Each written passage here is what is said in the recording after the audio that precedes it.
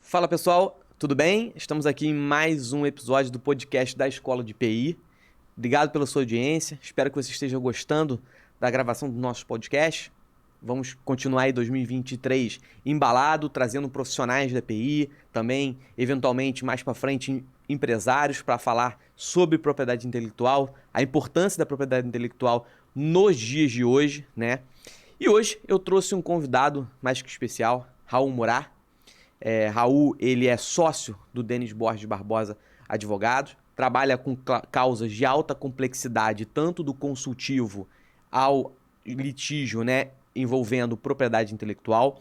Raul, ele é formado em Direito, por óbvio, ele é mestre em Direito Civil pela UERJ, doutor em Direito Civil pela UERJ, membro da Comissão de Direito Civil da OAB Rio de Janeiro.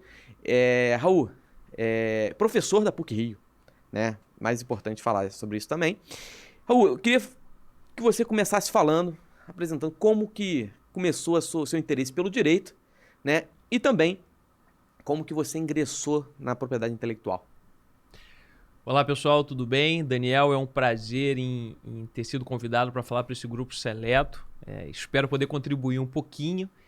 Antes de responder a pergunta, uma pequena correção. Eu fui membro da comissão da OAB Direito Civil na última legislatura, mas nessa eu não fiz parte. Pelo menos não me recordo. Então, na dúvida, é melhor corrigir o currículo para não ter eventuais problemas nos futuros. Hoje, no momento de fact-checking, né? Uhum. Então a gente sempre tem que estar com tudo bem adequadinho. Bem, o início da minha carreira no direito. Eu acho que o início da minha carreira no direito, ele remonta à faculdade.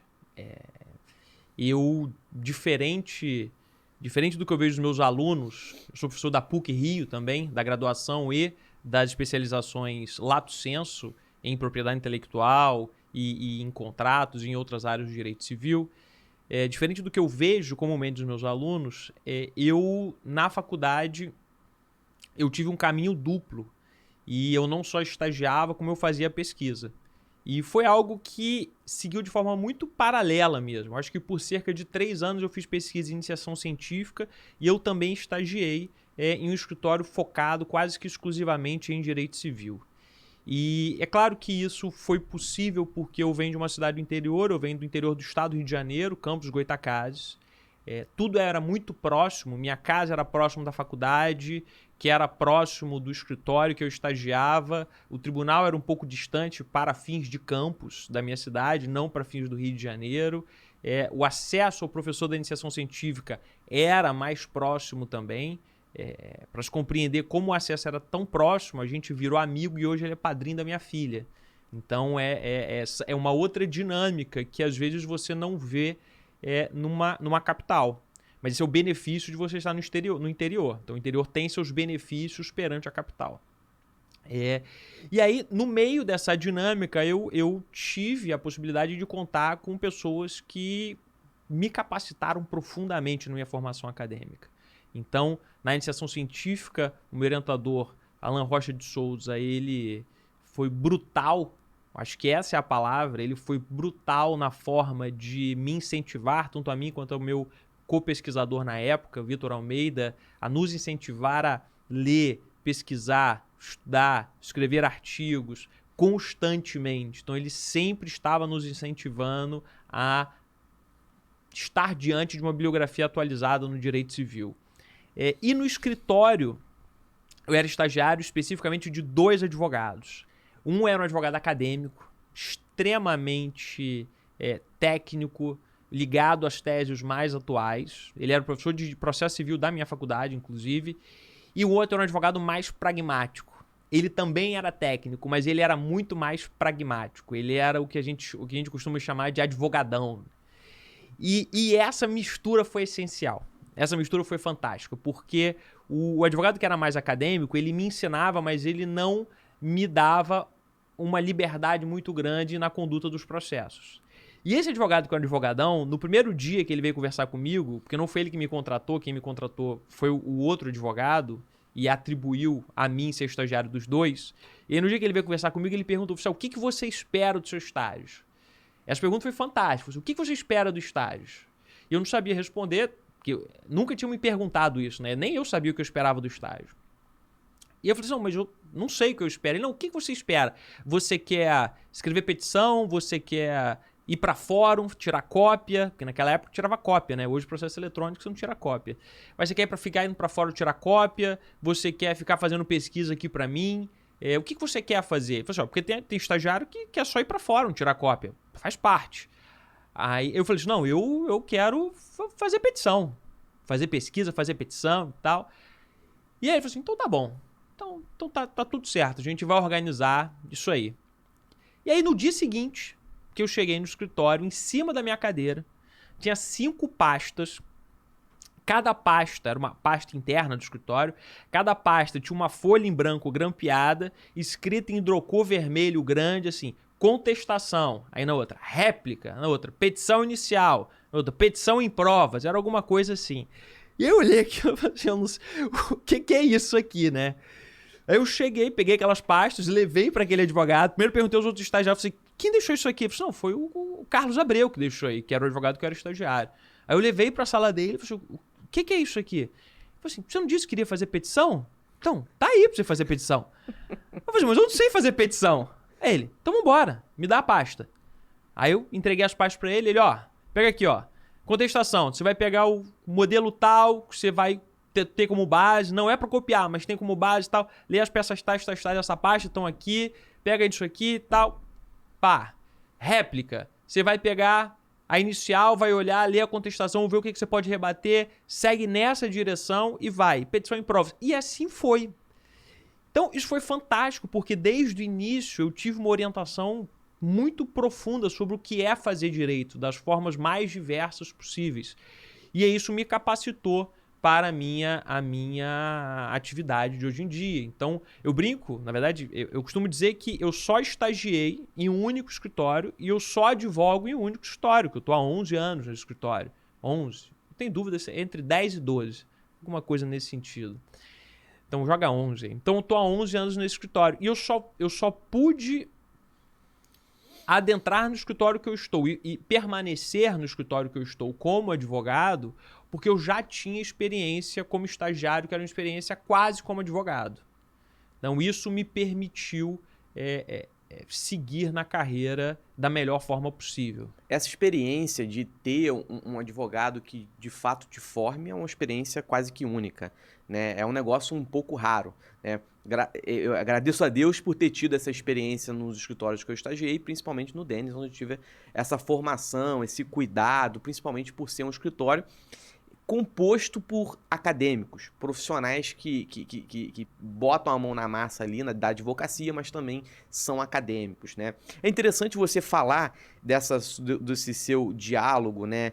Na verdade, desses dois caminhos concomitantes que você percorreu, tanto já dentro da faculdade, ou seja, a área de pesquisa dialogando ali com a área profissional, né? Então, porque no outro podcast que eu gravei com a Lívia, ela falou justamente isso, que ela também seguiu esse caminho do PIBIC, né, da iniciação científica e tudo mais. Então, assim, acredito eu que você tenha conhecido a propriedade intelectual através do professor Alan Rocha. Então, essa foi a sua porta de entrada aí para a propriedade intelectual, é isso? Foi exatamente isso. O Alan Rocha de Souza, ele é hoje um dos maiores, na minha opinião, o maior pesquisador em direitos autorais brasileiro, da América Latina, um dos maiores, e ele é uma referência internacional. Na época, ele não era tão grande quanto ele é hoje, mas ele já pesquisava nessa área, ele já tinha sido advogado de direitos autorais da Lumière no passado da vida dele, então era uma área que ele conhecia, em que pese não fosse o expoente que ele é hoje. E na faculdade ele foi meu professor de Direito Civil. É curioso que na iniciação científica eu não pesquisei propriedade intelectual com ele, porque a pesquisa ela seguiu outros caminhos, caminhos mais pertinentes a situações subjetivas existenciais. Mas na faculdade ele foi meu professor de Direito Civil e ele é professor de Direitos Reais, E como professor de direitos reais, ele fez uma adequação à ementa do curso. Então, a ementa do curso, ela seguia uma perspectiva clássica dos direitos reais, como de todas as faculdades, de todas, essa é generalizando, né? Mas de boa parte das faculdades, a ementa dos direitos reais, ele segue uma lógica clássica do Código Civil, e propriedade intelectual, em geral, é vista como uma disciplina optativa. A minha faculdade nem tinha propriedade intelectual. Então, diante dessa defasagem, o que o Alan Rocha de Souza fez? Ele, por esponte própria, ele adequou a ementa e ele, então, tirou parte do período em que ele lecionaria direitos reais para a gente para lecionar propriedade intelectual. E aí essa foi o meu primeiro contato com a propriedade intelectual. O Alan Rocha de Souza ele foi uma pessoa muito importante na minha vida sobre vários aspectos. Então esse foi um dos aspectos iniciais. Depois ele foi responsável por me incentivar a fazer a prova do mestrado. Mais que incentivar, né? Quase constranger a fazer a prova do mestrado em Direito Civil da UERJ. E aí, quando eu estava no processo da prova do mestrado em Direito Civil da UERJ, em um período que eu vinha ao Rio, eu vinha passando na prova, né? Então, claro, não havia certeza de que eu ia passar, era uma expectativa, mas à medida que você vai passando, você vai ficando mais otimista nas etapas. E aí eu estava em alguns dias aqui no Rio, o Alan Rocha também estava aqui, e ele falou assim, olha, eu quero te apresentar um amigo meu, na verdade, é um filho de um amigo meu. Foi quando ele me apresentou o Pedro Marcos, que é o nosso sócio. Ele falou assim, eu acho interessante você conhecê-lo porque ele também faz mestrado em Direito na UERJ, então é possível que ele seja seu veterano. Ele advoga em propriedade intelectual e ele é próximo da sua idade. Então acho que ele é uma pessoa com quem você pode dialogar, inclusive para pensar o seu futuro no Rio de Janeiro. Esse foi um embrião da minha relação com o Pedro Marcos, como a gente se conheceu, e foi o meu segundo ponto da propriedade intelectual. Foi quando tudo começou aqui no Rio de Janeiro. Claro, depois de passar no mestrado. Isso é excelente, porque muita gente que está ouvindo a gente, está vendo esse podcast aqui, fica nessa dúvida, né? Ah, não, a propriedade intelectual já é um ramo muito nichado. Dentro da faculdade, como você disse, não existe propriedade intelectual. Ou seja, o professor Alan Rocha teve que fazer uma adequação à ementa. E eu conversei com a Lívia num outro podcast, que ela falou, que a gente estava falando justamente sobre isso. Tem uma matéria na PUC, que também é uma das poucas faculdades, né, que já na graduação puxam um pouco a matéria para falar de propriedade intelectual, mesmo a PUC tendo essa tradição, era 1/4 da matéria. Né, que era a matéria chamada propriedade, e 1/4 dessa matéria, lecionada por um professor, era sobre propriedade intelectual, que não dá nem para pincelar direito. Eu leciono essa matéria hoje na PUC.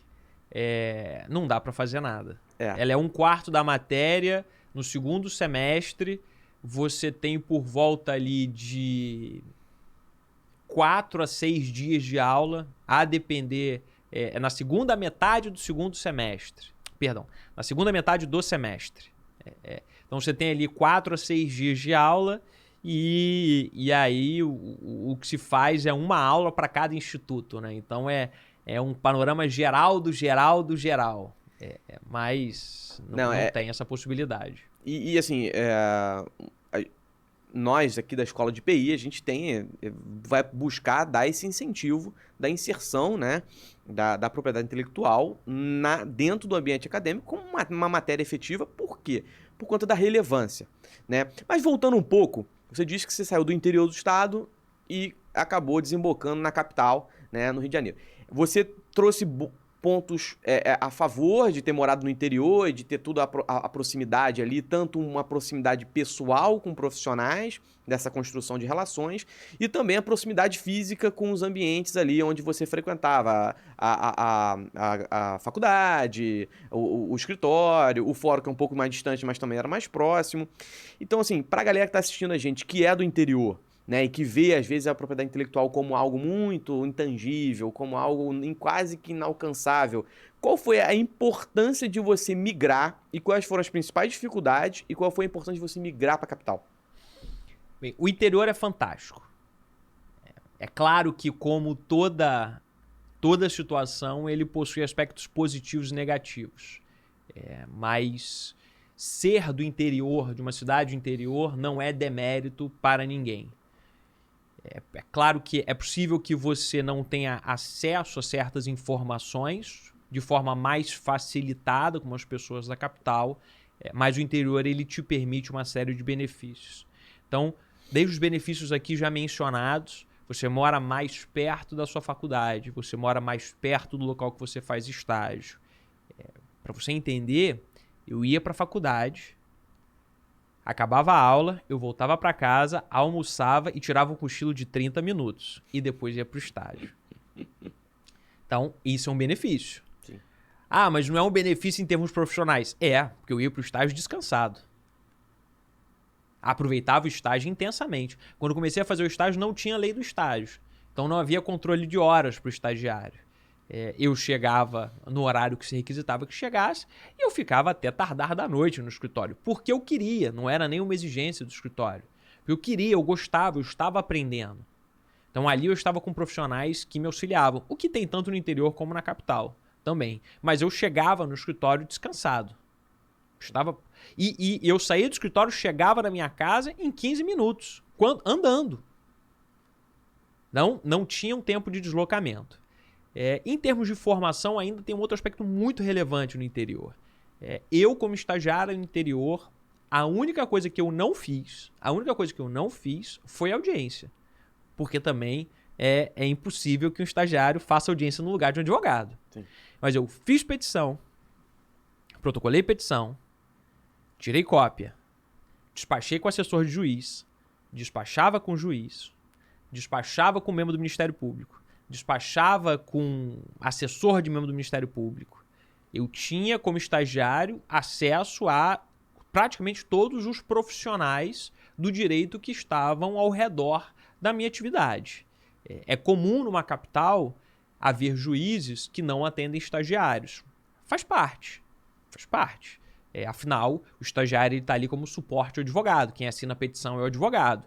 Mas no interior, essa formalidade ela pode não se manifestar, como não se manifestava muitas vezes na minha atividade. Por que eu saí do interior? Eu saí do interior porque eu queria mais, ou na verdade eu fui incentivado a querer mais. Eu acho que tem pessoas em que elas, de forma inata, por si próprias, elas querem mais, e tem pessoas que elas precisam de um incentivo a querer mais. Eu acho que eu estou mais nessa segunda categoria. E aí, de novo, eu tive esse meu orientador na pesquisa que me incentivava diariamente a querer mais, e me constrangeu a fazer a prova do mestrado. Ele falou assim, olha, esse é um caminho para você sair do interior já com amparo, já com um planejamento. Porque às vezes a pessoa ela faz um movimento, até que a pessoa que quer mais, ela faz um movimento de sair do interior para ir para a capital e distribuir currículo nos escritórios. E se frustra, porque não consegue uma contratação como advogado. É natural se frustrar e também é natural que haja esse obstáculo. Porque os escritórios eles costumam contratar pessoas que possuem referências das quais eles estão mais acostumados. Então, pessoas que fizeram faculdade na capital. Então, você precisa de algo a mais para mostrar para aquele escritório que você é relevante para aquela atividade.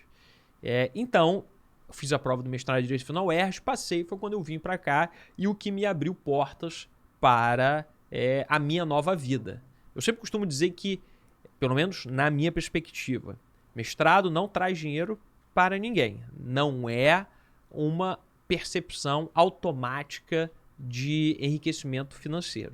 O mestrado, ele te muda completamente, ele faz com que você estude melhor, leia melhor, raciocine melhor, ele te permite conhecer uma série de pessoas e é possível que, então, você siga na sua vida profissional de outra forma. Mas ele te gabarita. Perfeito. Conclui para a gente passar por outro tópico, que é muita coisa para a gente falar. Claro. E a gente, assim, já destrinchou a sua vida Sim, acadêmica. Muito, né? E aí, mas o que eu queria dizer para as pessoas que são do interior, por que fazer a escola da PI? Porque faz sentido estudar a propriedade intelectual.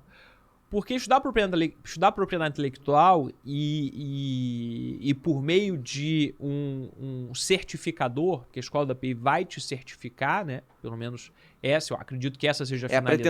A pretensão mais futura. A pretensão mais futura, mas ainda que não seja um certificador formal, um certificador em termos de consenso, haverá uma demonstração de que você fez cursos ali com profissionais que são reconhecidos pelo mercado. Ao fazer isso, você se gabarita. Você mostra para aquelas pessoas que você tem algo a mais.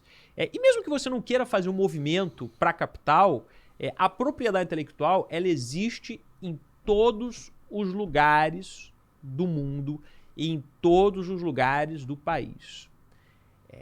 Em qualquer cidade que tenha uma atividade econômica minimamente desenvolvida, seja ela a capital, seja ela do interior, existe um agente econômico que precisa registrar uma marca. Essa é a porta de entrada da propriedade intelectual. Então, as pessoas às vezes pensam em propriedade intelectual de uma forma mais complexa, pensam imediatamente vinculada à patente.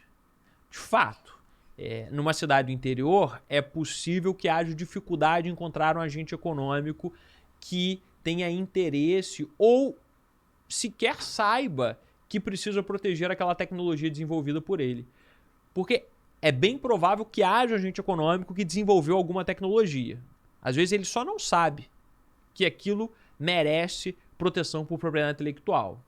Mas, em relação a aspectos mais simples da propriedade intelectual, como marca, como concorrência desleal, que é você se proteger contra seus competidores imediatos, que utilizam certos expedientes com forma de desviar a clientela de forma fraudulenta, isso sempre haverá em toda e qualquer cidade do interior que haja uma atividade econômica minimamente desenvolvida.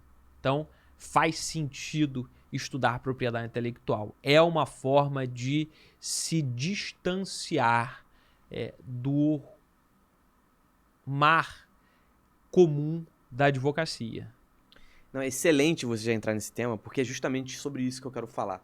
Dentro da sua experiência, né, você tem aí pelo menos quase 12 anos dentro da propriedade intelectual, como é que você vê hoje o cenário, o mercado para o profissional do direito que queira trabalhar, né? Queira advogar, seja dentro de uma empresa, mais na sua experiência dentro de um escritório, qual é esse cenário? E dentro disso, eu quero já te perguntar um negócio que para mim faz todo sentido. O que o ambiente digital trouxe de novo para a propriedade intelectual? Bem, são duas perguntas complexas e a primeira pergunta ela tem uma resposta positiva, plenamente positiva. Então, faz sentido estudar propriedade intelectual, é relevante estudar propriedade intelectual quando se pretende advogar, há mercado para jovens advogados que pretendem compreender a propriedade intelectual. Claro que essa é uma percepção pessoal. Eu não me baseio em estudos de mercado, não me baseio em estudos sobre novos entrantes na advocacia.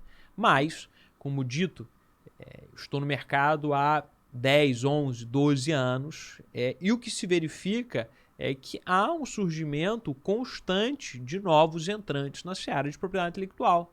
Então você tem escritórios de advocacia mais tradicionais que se encontram no mercado há bastante tempo. O escritório de que eu faço parte, ele é um escritório que pode ser qualificado nessa perspectiva, mas nós sempre verificamos escritórios novos dedicados à propriedade intelectual. Por que isso? Porque a propriedade intelectual ela está intimamente ligada ao desenvolvimento econômico de um país. Se é desenvolvimento econômico complexo, robusto, pautado na indústria de base, seja desenvolvimento econômico mais simples, pautado na área de serviços. Simples quando comparado com o desenvolvimento industrial. E a perspectiva do Brasil, ainda que a gente tenha uma perspectiva duvidosa em alguns aspectos, né? Pelo que aparece no mercado, há sempre indícios que não são indícios de que teríamos ou não teremos uma recessão, mas ainda que possamos ter alguns percalços no nosso desenvolvimento econômico, a perspectiva é uma perspectiva de crescimento. É uma perspectiva positiva, brasileira e mundial. Existe uma compreensão de que mesmo que tenhamos alguns obstáculos no futuro, o crescimento ele é algo que se espera. E com o crescimento nós temos o surgimento de novos agentes econômicos.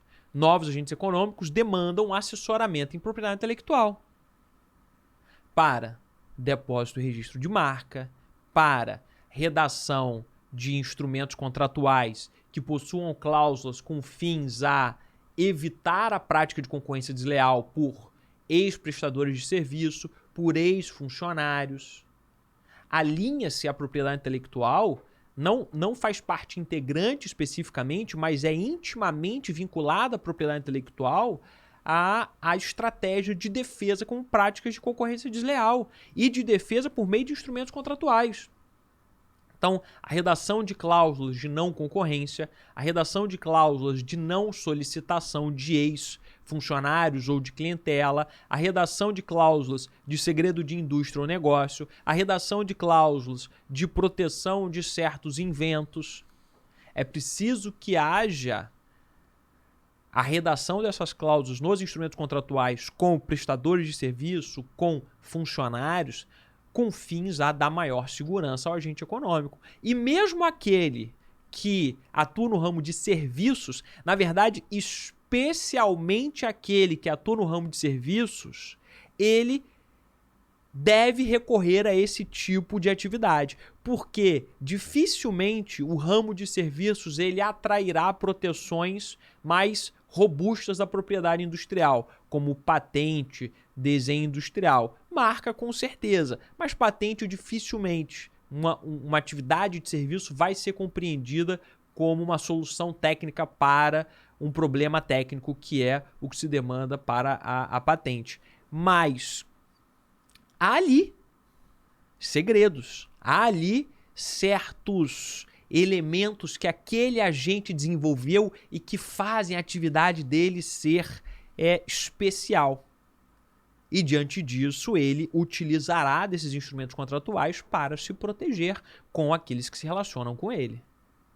Não, é excelente você também entrar nesse assunto, porque dentro desse panorama que você está trazendo para a gente, nós temos aí uma gama de público exposto às necessidades da tutela jurídica, né, voltada à PI, à propriedade intelectual, enorme. Ou seja, é totalmente democrático, né? Todo mundo precisa da devida tutela jurídica. E marca essa grande seara, né? Essa grande... é a tutela jurídica mais popularizada, né? Então, você acredita que, para começar, quem quer começar a trabalhar com propriedade intelectual, o registro de marca, né? Ali a área de RM, trabalhar com litígio de marca, seria um bom caminho de entrada, e por quê? Primeiro, eu estou te devendo a resposta do digital. Isso. Pode ser nessa ordem, então, do digital. O digital, como toda mudança, traz impacto, sim, para a propriedade intelectual. A gente ainda está tentando entender esses impactos. O metaverso, ele em tese, vem aí para revolucionar as nossas relações. E, ao revolucionar as relações de fato, as relações sociais, revoluciona-se também o direito. Eu me lembro de ter visto uma entrevista do Keanu Reeves, em que ele contou que ele foi jantar com o diretor de Matrix, e eles tinham acabado tinham acabado de filmar o último Matrix. O Matrix que a volta, né? Uhum. Depois de 10 anos, não sei, depois de X anos. E aí ele foi jantar com o diretor e estavam as filhas deles lá, do diretor adolescente. E aí o diretor falou assim, chegou pro Keanu e disse, olha, Keanu, sabia que elas nunca viram Matrix? Nem sabem do que se trata? E ele falou assim, explica para elas aí, porque elas não entendem, eu tento explicar, elas não entendem o que é, explica para elas aí qual é a mensagem do filme, né? E aí ele contou que ele foi explicar, ele falou assim, não, é um debate filosófico em que as pessoas, elas são aprisionadas, mas não sabem que são aprisionadas, elas vivem em um universo digital, onde a força vital delas é captada pelas máquinas, e você tem ali o debate, no sentido de que quando você descobre que vive naquela mentira, se você sai ou não, e claro que a gente defende que você tem que se soltar dessas amarras, né, e viver o mundo real. E ele conta que as filhas do diretor, então adolescentes, chegaram para ele e falaram assim, não, mas não entendi, por que o mundo que aquelas pessoas vivem não é o mundo real? Por que aquele digital não pode ser o mundo real? Elas não estão lá, não estão vivendo, não criaram relações. E isso traz para a realidade hoje em dia, porque quando o Matrix foi lançado, o digital não era tão forte como é hoje em dia. Então, quando o Matrix foi lançado, eu não sei quando foi lançado, mas quando muita gente tinha programa de chat, a pesquisa no Google, ela era, se tivesse Google, era uma pesquisa defasada. Então, ele não tinha o impacto que tem na nossa vida. Hoje em dia, as pessoas vivem vidas paralelas no mundo digital. E isso é considerado cada vez mais aceitável, normal, rotineiro. Então, o digital, ele caminha para esse cenário de, não sei se de substituição da vida real ou da vida tátil, né? Mas de acompanhamento dessa vida. Então, diante disso, a gente vai precisar compreender como vai funcionar a propriedade intelectual nesse ramo. Porque no digital nós teremos certos produtos que serão lançados, já temos, serão lançados por marcas, por agentes econômicos, só para o digital. E aquele produto merece proteção? Aparentemente sim. Que tipo de proteção vai ser dada àquele produto no seio digital? Perfeito, perfeito. Era isso era esse tipo de resposta que eu tava ansiando aí e também acho que o pessoal tá assistindo a gente também.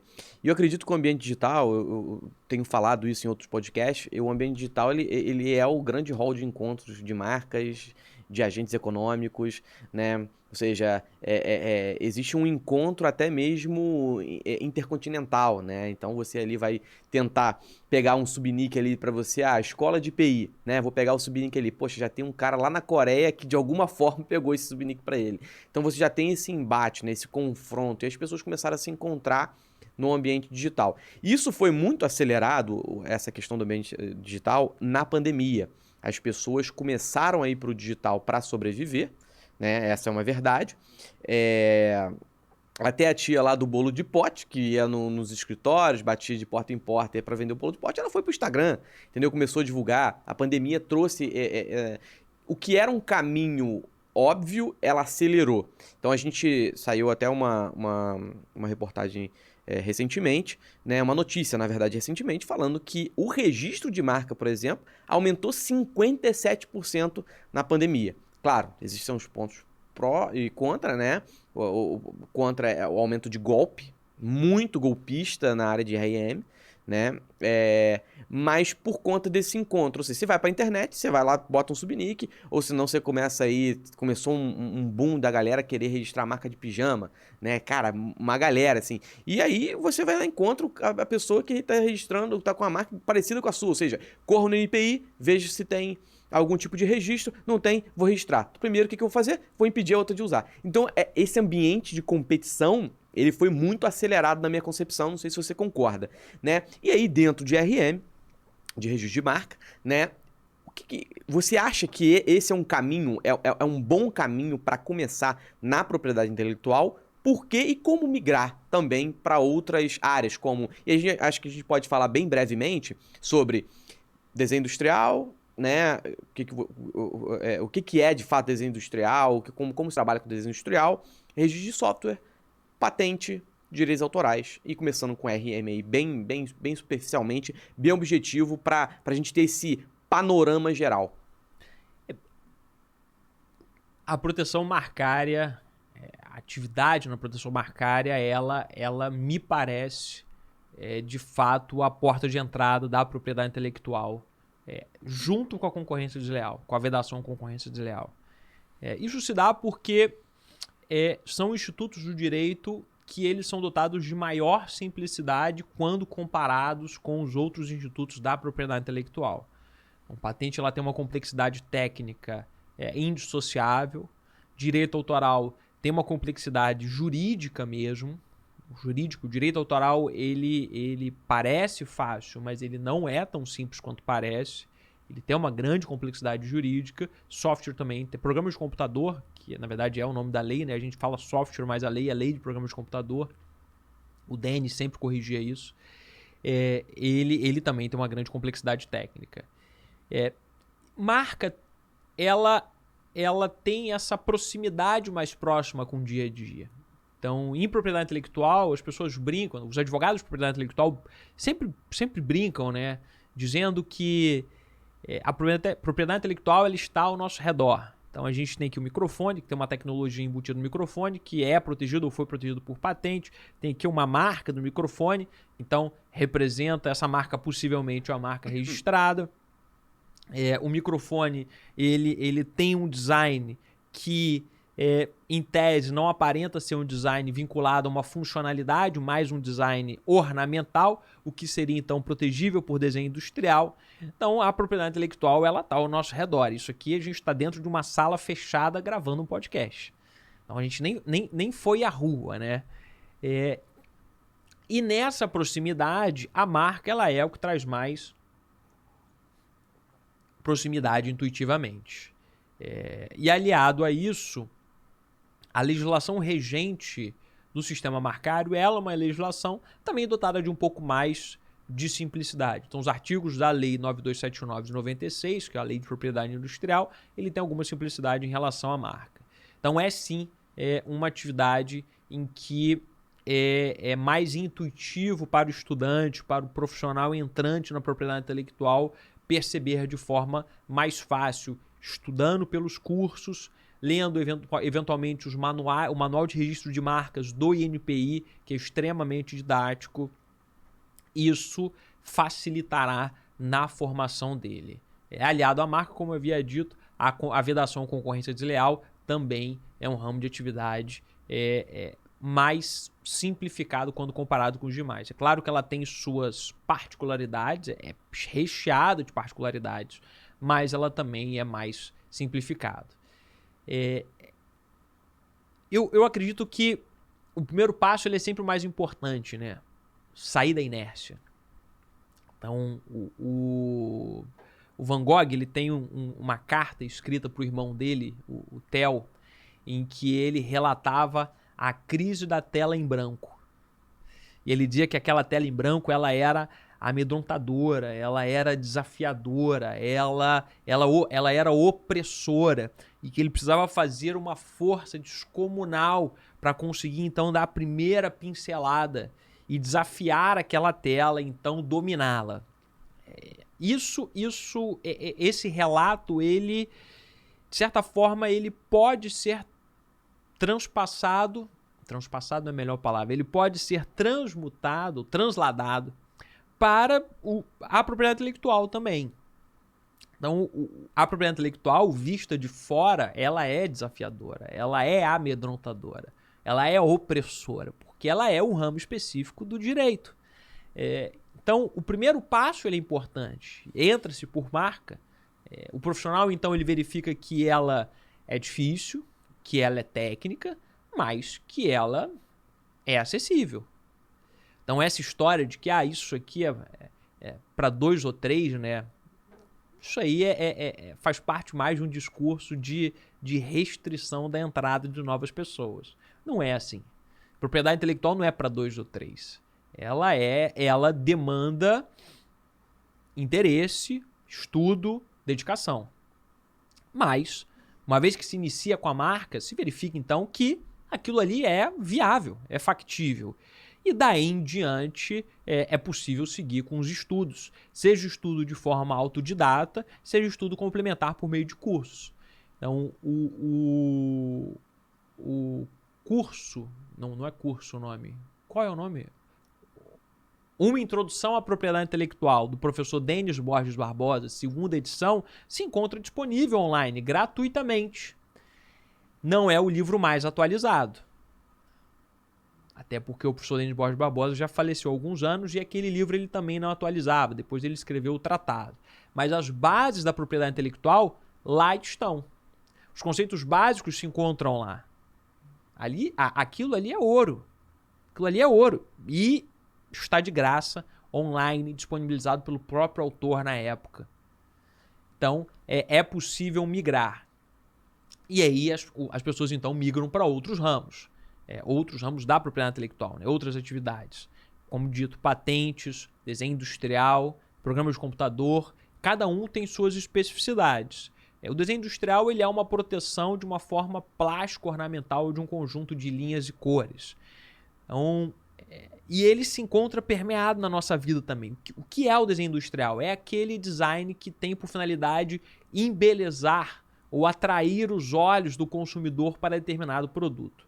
Veja, por exemplo, esse copo aqui. Esse copo precisava ser assim? Essa é a pergunta. Ele precisava ser assim em termos funcionais? Não. Em termos funcionais, ele podia ser um cilindro não preenchido, no qual a gente coloca água. Então, isso aqui, esse formato, ele não aumenta a funcionalidade do copo. Ele aumenta o seu apelo estético ornamental. Isso aqui, em tese, claro que é preciso preencher os requisitos, outros requisitos legais, mas em tese, isso aqui seria protegível para o desenho industrial. Por que o agente econômico faz um copo desta forma?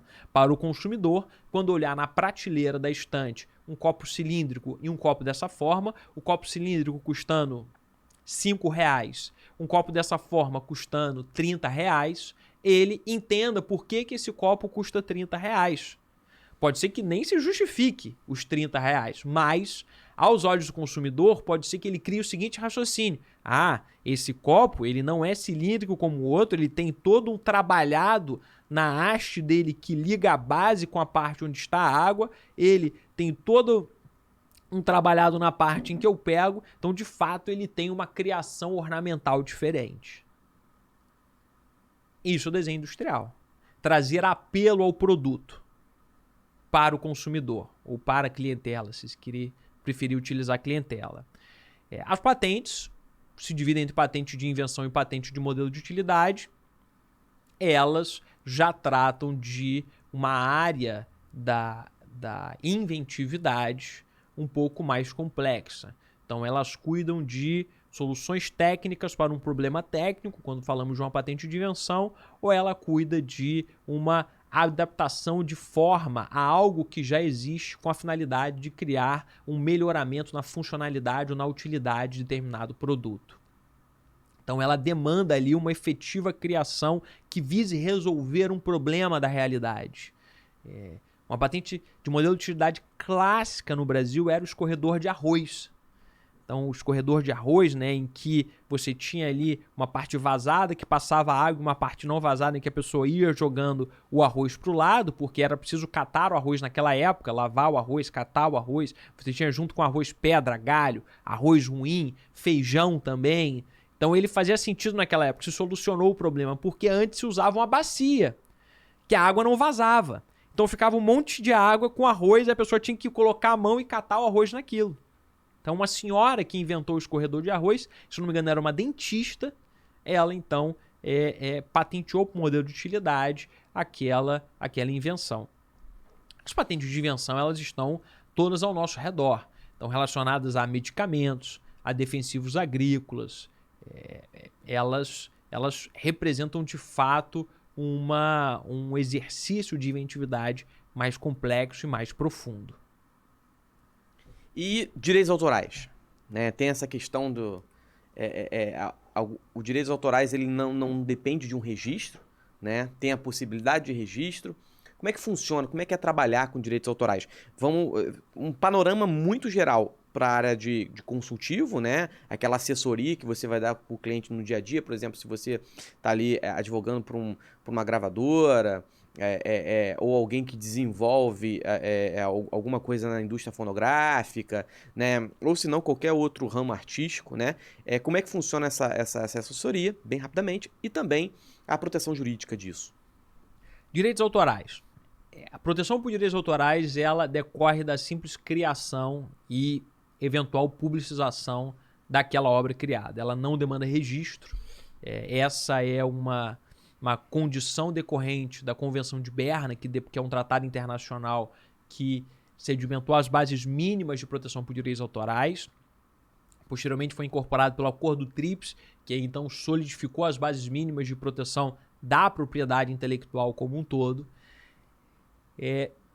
Diversamente de patentes, diversamente de marcas, diversamente de desenhos industriais, então os direitos autorais eles não demandam registro, justamente porque eles, na sua origem, eram dedicados a tutelar sujeitos considerados como sujeitos hipossuficientes, à margem da sociedade, gênios criativos, não organizados. Então imagine o seguinte, imagine exigir do Van Gogh o registro de direitos autorais das telas dele para que elas fossem protegidas. Isso nunca aconteceria. Hoje a realidade é diferente. Muitos dos criadores em direitos autorais eles são profissionalizados, eles são auxiliados por empresários, eles são auxiliados por experts, o que de fato eles conseguiriam seguir com essa formalidade, mas isso não é exigido. Então segue-se assim a legislação. Por que se faz registro de direitos autorais? Simplesmente para fins de fixação no tempo de quando foi criada a obra. Isso é importante. Às vezes é possível que após a sua criação, anos depois, surja um terceiro que diga que na verdade aquela criação é dele. E é preciso, então, trazer prova de quando você criou aquela sua obra. Os meios de prova no direito eles são admitidos amplamente. Mas, se você tem um registro feito em uma autoridade competente, é possível que tenha maior força, maior peso diante de uma autoridade judiciária. Então, é para isso que se faz o registro de obras protegidas por direitos autorais. Como é trabalhar com direitos autorais, especialmente no consultivo? E aqui eu reforço o que eu já tinha dito. Direitos autorais não são brincadeira. Eu acho que essa é a principal mensagem que eu trago sobre propriedade intelectual. E que demanda, então, que caso se queira trabalhar com direitos autorais, é preciso estudar com algum cuidado.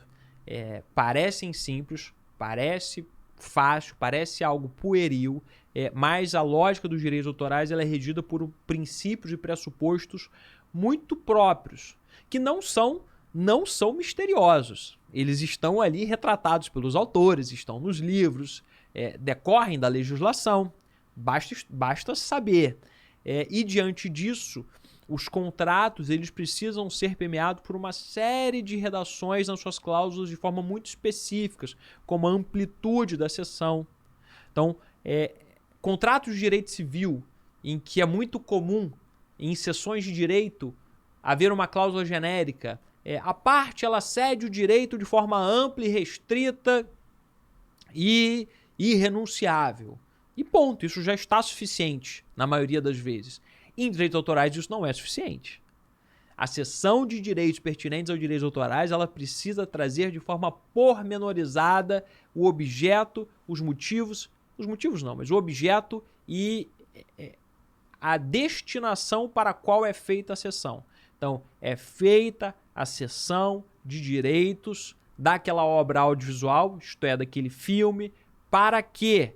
Para reprodução, para adaptação, para tradução para linguagens diferentes, para explorar em que língua? Para explorar em todas as línguas, em que países? Em todos os países do mundo, porque se isso não tiver especificado, a forma de exploração será vinculada à língua originária daquela obra. Então, se o filme for em inglês, vai ser possível utilizar na língua inglesa apenas.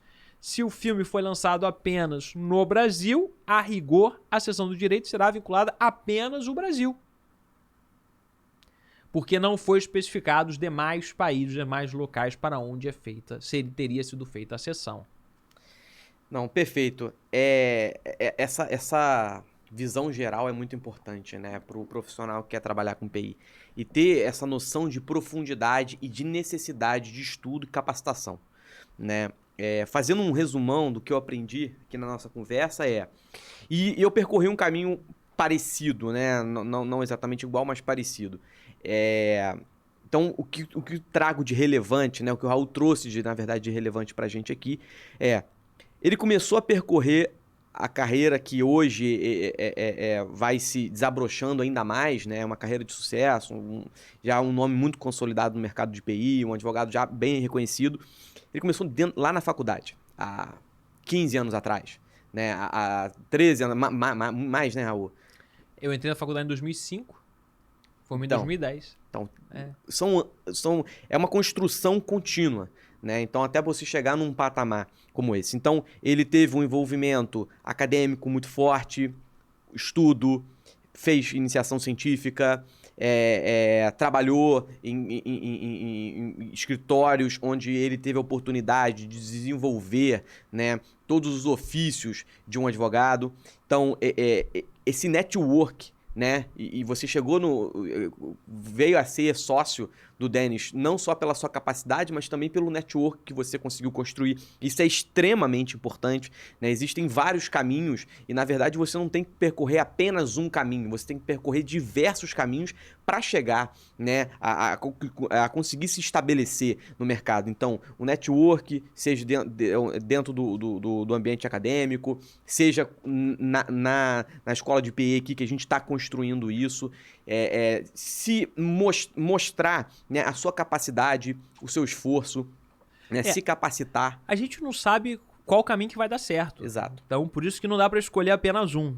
Tem que, no momento de início, de consolidação, tem que percorrer ou tentar percorrer o máximo de caminhos possíveis, desde que com dedicação que se permita para esses caminhos. Então é isso. A escola de PI, ela vai despontar aí como mais um caminho. Exatamente, auxiliar. É mais um caminho. E, assim, isso é muito importante porque hoje aqui eu tô num podcast batendo um papo com um advogado, professor, que foi meu professor na graduação, né? Eu conheci propriedade intelectual através do Pedro e do Raul, que compartilhavam uma matéria na PUC, né? Chamada Teoria das Obrigações dos Contratos, que acabou, né? Eu acho que separou a obrigação de contrato. E ali eles já apontavam para questões, e mesmo que não estivesse na ementa, para questões envolvendo propriedade intelectual. E me trouxe um alerta, né? Me ligou um alerta para uma matéria super interessante, né? E que eu não tinha contato até então no mundo do direito. Então, eu fui orientando do Pedro na graduação, meu orientador de monografia. Eu fui aluno do Raul novamente e do Pedro novamente na pós-graduação. Isso já como eu já passei, fui estagiário deles também. Fui aluno deles algumas vezes e eu considero que eu continuo sendo aluno, porque eles não só trabalham com PI, como eles ensinam PI, então todo dia para mim é um aprendizado. Então, assim, esses caminhos, esse leque de caminhos está aberto a vocês. Então, a escola de PI, ela é mais um desses caminhos, como o Raul muito bem disse, né? Então, Raul, eu queria te agradecer, né, pelo seu tempo, pela sua disponibilidade, assim como a Liv em outro podcast. O tempo de vocês é escasso, eu vejo isso na prática, e tá aqui, tomar aqui uma hora, um pouco mais de uma hora do seu tempo, né, certamente é enriquecedor, não só para mim, né, como para todo mundo que tá assistindo. Gente, muito obrigado e até a próxima. É uma alegria ter sido convidado, é uma alegria estar aqui, especialmente estar aqui contigo. Muito obrigado pela atenção e por ter disponibilizado o tempo de vocês para ouvir esse monte de coisa aí que eu tinha para falar. Gente, um abraço. Valeu. Tchau, tchau.